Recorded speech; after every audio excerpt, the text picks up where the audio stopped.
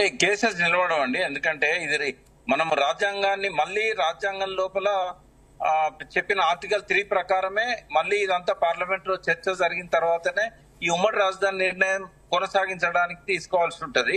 కాబట్టి ఒకసారి చట్టంలో 10 సంవత్సరాలు అన్న తర్వాత సుప్రీంకోర్టు కూడా ఇంటర్ఫియర్ కాదండి. ఇలా సుప్రీంకోర్టు దగ్గర వీళ్ళు డైరెక్ట్ పిటిషన్ ఇచ్చినా కూడా, నేను ఒక లాయర్ గా చెప్తున్నాను, ఒక్కసారి చట్టంలో ఉన్న తర్వాత సుప్రీంకోర్టు ఆ చట్టాన్ని గౌరవించాలి.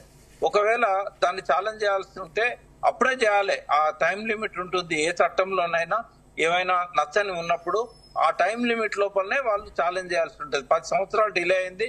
ఇప్పుడు ఈ మారిన పరిస్థితులలో పార్లమెంట్ లో మళ్ళీ దాన్ని చట్ట సవరణ చేయడం ద్వారా, ఏది ఈ ఏపీ రీఆర్గనైజేషన్ యాక్ట్ కి చట్ట సవరణ చేయాలంటే మళ్ళీ పార్లమెంట్ పోవాల్సిందే. అది ఆ పార్లమెంట్ పోతే తప్ప అది కాదు అది. కాబట్టి ఏ కోర్టులో కూడా రెమెడీ అనేది దొరకదండి వాళ్ళకి. అంటే ఇంకో 10 సంవత్సరాలు పొడిగిస్తే తెలంగాణకి ఎటువంటి నష్టం వచ్చే అవకాశం ఉంది? అంటే అది అవసరం లేదు అంటున్నా నేను. నాన్ ఇష్యూని ఇష్యూ చేయడం ఎందుకు?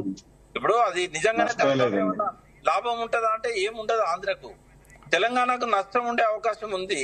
రేపటి రోజుల్లో ఇంకా భావోద్రేకాలు రెచ్చగొట్టడం వల్ల ఇక్కడ కొన్ని సమస్యలు వచ్చే అవకాశం ఉంది.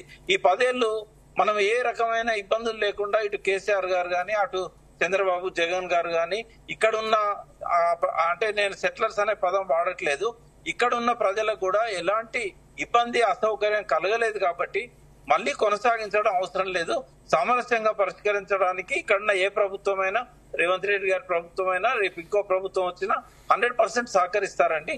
కాబట్టి ఉమ్మడి రాజధాని అనే వాదం వెనకాల వాస్తవాలు లేవు, అవసరం కూడా లేదు. అది అక్కడి ప్రజలు కోరుకోవడం లేదు.